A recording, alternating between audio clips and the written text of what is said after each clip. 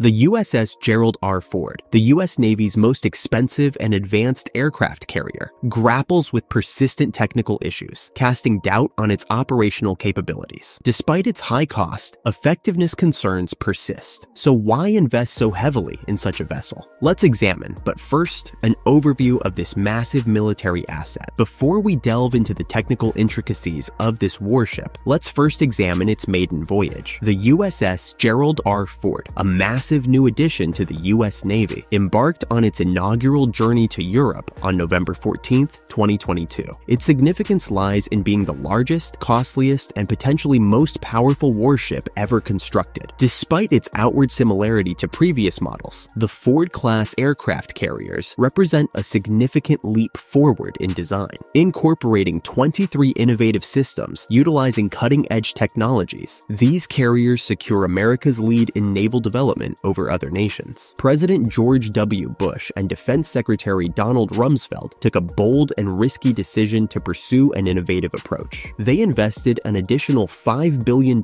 in research and development, bringing the total cost of the vessel, excluding aircraft, to around $113.3 billion.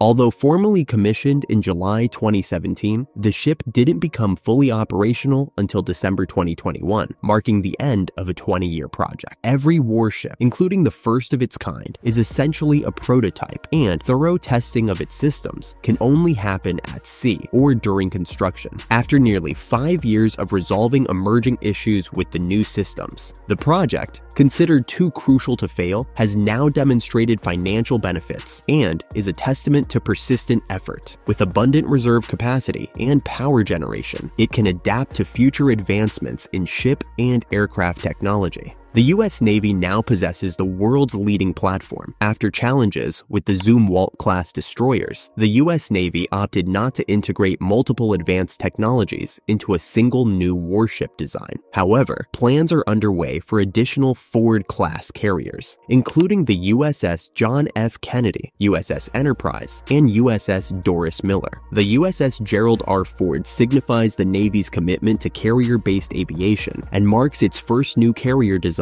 in 4 decades. Some suggest the U.S. Navy explored cheaper, smaller designs, like the Queen Elizabeth-class blueprint, costing around $4 billion to sustain fleet numbers. The USS Gerald R. Ford embarked on its maiden deployment from Norfolk on October 4th, testing interoperability with NATO allies and carrier strike group operations. After visiting Halifax, Canada, it endured challenging weather conditions to cross the Atlantic. The ship showcases cutting-edge technology throughout. Captain Paul Lanola, from aboard the Solent, Colorado, praised his crew's adaptation to new technology and highlighted the successful operation of the ship during its inaugural voyage outside the United States. When asked about the threat of cheap drones, he confidently stated, "One of the things about nuclear-powered warships, and this one in particular, is that maneuver is to our advantage. We're not static. We tend to move the ship fairly aggressively and move large distances in small periods of time. I think that makes it pretty challenging for an inexpensive drone to be a challenge for me." When questioned about the ship's readiness for battle, CO replied, "There is a spectrum,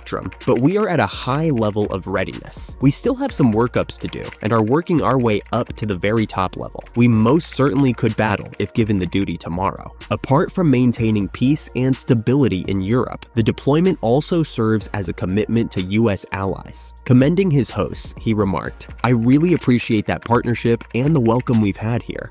The Royal Navy and Portsmouth Command have really rolled out the red carpet for us and my sailors." The USS Gerald R. Ford boasts 23 groundbreaking advancements, all centered around electrification. Upgraded nuclear reactors enable steam alternators to produce a peak voltage of up to 13 to 800 volts, nearly 3 times the Nimitz-class capacity. This surplus energy may support future directed energy weaponry or enhanced sensors. The most notable innovation is the replacement of steam-powered catapults with the Electromagnetic Aircraft Launch System, EMALS, departing from technology developed by the Royal Navy in the 1950s. This technique allows for precise estimation of launch power, reducing aircraft wear. Unlike steam cat launches, which often produce excessive thrust, emails operators can tailor thrust to aircraft type, fuel, payload, and conditions. This accuracy will be vital for launching smaller unmanned aircraft with minimal force. A captain, after launching from his ship in an E-2 Hawkeye, praised emails for delivering a confident catapult experience.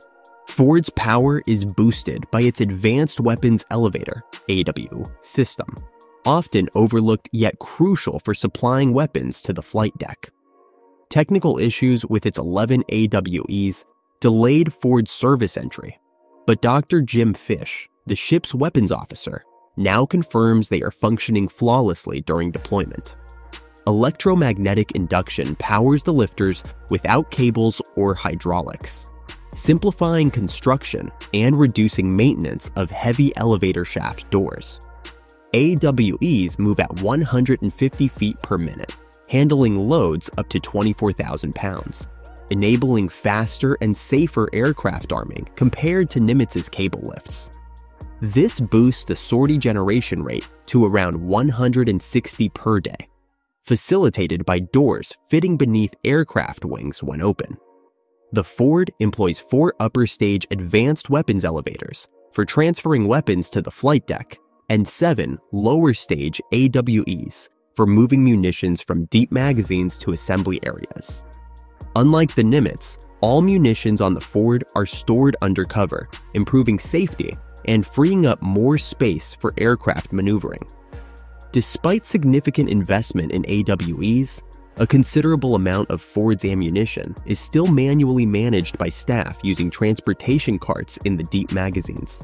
The automated mechanisms use rail-moving moles to transport weapons from storage to lifts, contrasting with manual methods.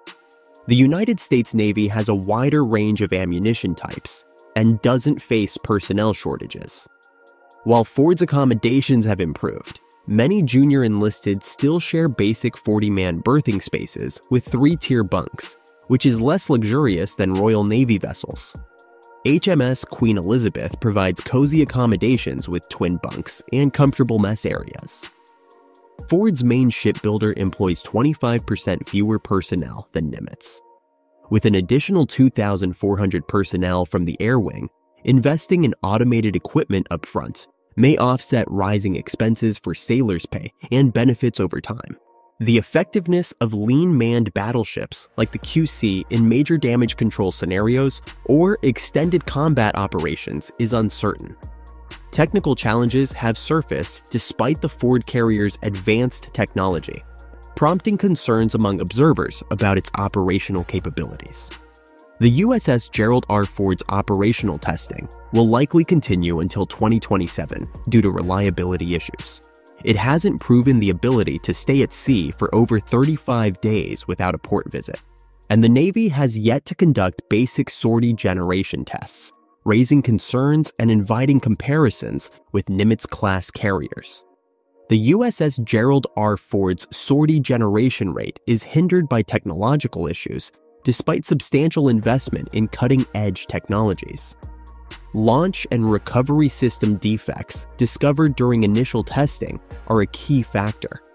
Forbes stresses the importance of sortie generation rate as a measure of aircraft carrier effectiveness. The acquisition process for the USS Ford has been criticized for broken promises and lack of accountability, reflecting negatively on America's sea service. The U.S. Navy's 2025 budget allocates $258 billion for 6 new frontline warships, a Virginia-class attack submarine, 2 Arleigh Burke-class destroyers, and more. Additionally, $26 billion is set aside for a ballistic missile submarine and 2 partially funded Gerald R Ford-class aircraft carriers. This represents a decline in shipbuilding for the U.S. Navy, known as the world's most formidable fleet. The aim of expanding the U.S. fleet is to increase it from 293 to 350 warships.